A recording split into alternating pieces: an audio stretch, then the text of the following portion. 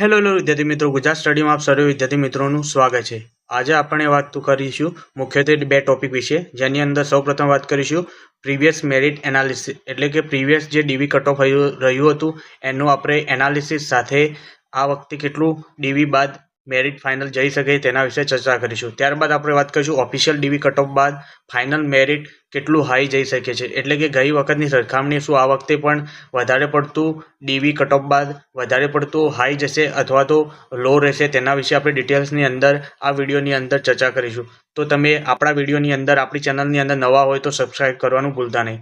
અહીંયા તમે સ્ક્રીન ઉપર જોઈ શકો છો LRD 2025નું ડીવી કટ ઓફ આપેલું છે, જેની અંદર આપણે વાત કરીશું કેટેગરી વાઇઝની અંદર, જેની અંદર પુરુષો અને મહિલાઓનું કટ ઓફ ડીવીનું LRD 2025ની અંદર કેટલું રહ્યું હતું, ત્યારબાદ કેટલા ઉમેદવારોને ડીવી માટે બોલાવવામાં આવ્યા હતા।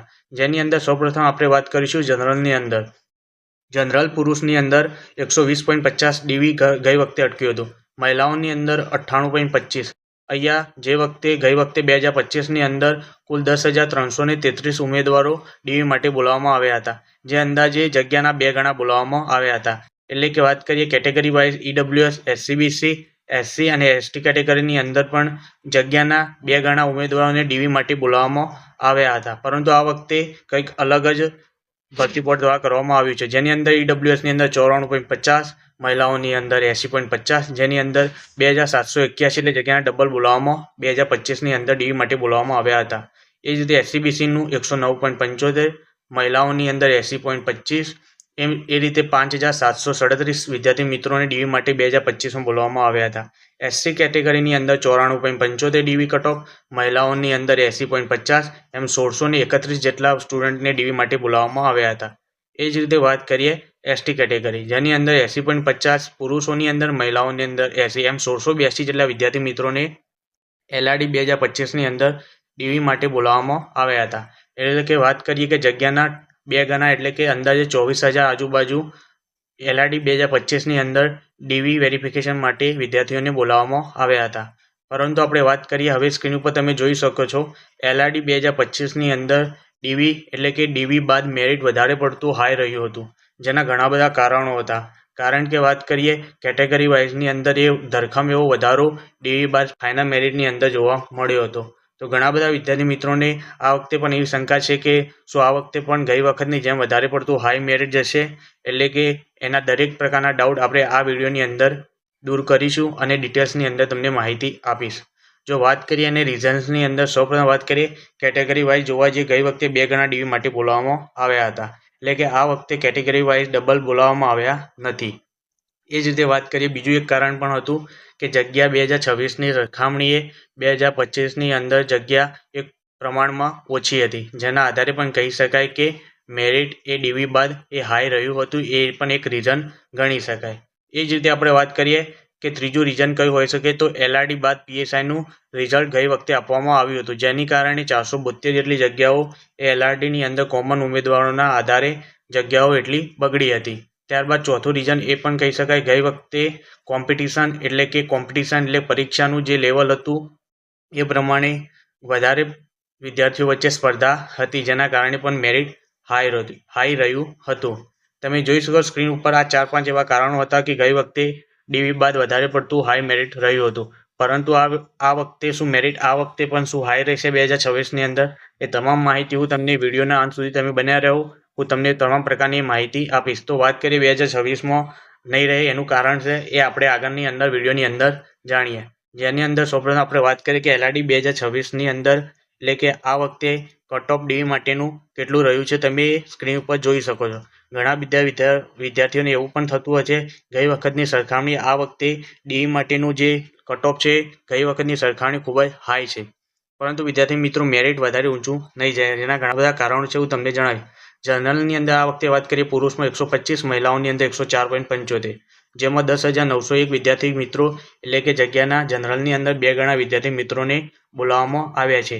એ જ રીતે વાત કરીએ કેટેગરી વાઇઝની અંદર EWS, SCBC, SC કેટેગરી અને ST કેટેગરીની અંદર વાત કરીએ તો 2 ગણા ઉમેદવારો બોલાવવામાં આવ્યા નથી, એટલે કે વાત કરીએ કે જે જગ્યા છે એના એ જ સંખ્યામાં કેટેગરી વાઇઝની અંદર ઉમેદવારોને બોલાવવામાં આવ્યા છે। EWSની વાત કરીએ તો આ વખતે 114.50 અને મહિલાઓની અંદર ઈડબ્લ્યુએસની વાત કરીએ તો 80.50, જેની અંદર તમામ મહિલાઓ કરતાં ઈડબ્લ્યુએસ કેટેગરીમાં ડીવી કટ ઓફ ઓછું અટક્યું છે.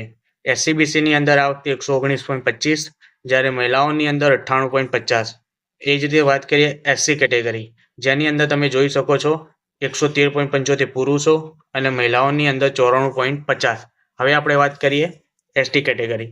એસટી કેટેગરીની અંદર તમે જોઈ શકો છો પુરુષોની અંદર 95.75, એ જ રીતે મહિલાઓની અંદર 84.50. આમ જોવા જઈએ કેટેગરી વાઇઝ તમે જોઈ શકો છો જે જગ્યા છે એ પ્રમાણે ઘણા બધા ઉમેદવારોને બોલાવવામાં આવ્યા નથી.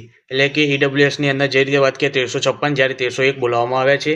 એ જ રીતે એસસીબીસીની અંદર અને એસસી એસટી કેટેગરીની અંદર છે જે બેનિફિટ આ વખતે રહી શકે છે, જેના આધારે મેરિટ એ વધારે પડતું ઊંચું જઈ શકશે નહીં ગઈ વખતની સરખામણીએ.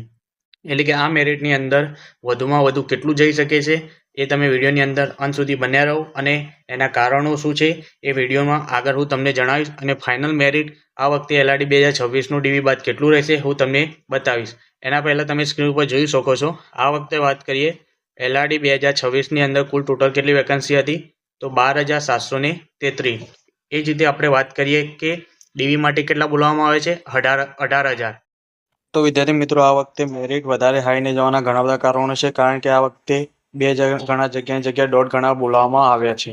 તો વાત કરીએ તો ગઈ વખતે તો ટોટલ જગ્યાના 2 ગણા એટલે કે અંદાજે 24,000 ડીવી માટે બોલાવવામાં આવ્યા, પરંતુ આ વખતે ફક્ત ને ફક્ત 18,000 એટલે પૂરા દોઢ ગણા પણ બોલાવવામાં આવ્યા નથી. એટલે બીજી વસ્તુ એ પણ ફાયદો છે, ગઈ વખતે કેટેગરી વાઇઝ જોવા જઈએ ડીવીની અંદર 2 ગણા ઉમેદવારો બોલાવવામાં આવ્યા હતા, પરંતુ આ વખતે તો ફક્ત કેટેગરી વાઇઝ જેટલી જગ્યાઓ છે એટલા જ ઉમેદવારોને બોલાવવા માટે ડીવી માટે બોલાવવામાં આવ્યા છે.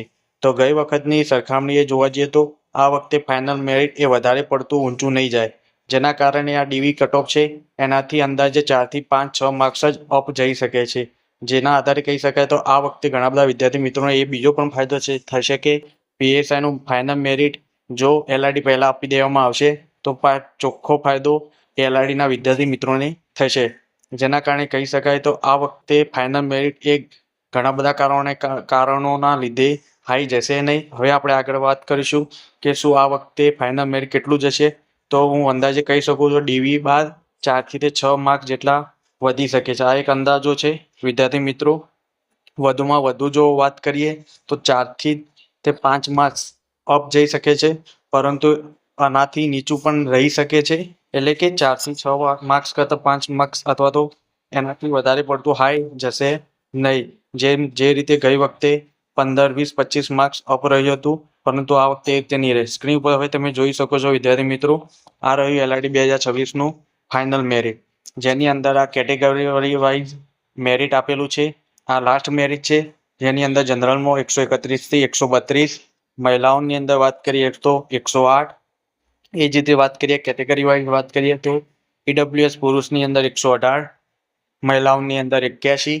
હવે વાત કરીએ એ જ રીતે એસસીબીસીની અંદર પુરુષોની અંદર 124 જેટલું અંદાજે મેરિટ રહી શકે છે.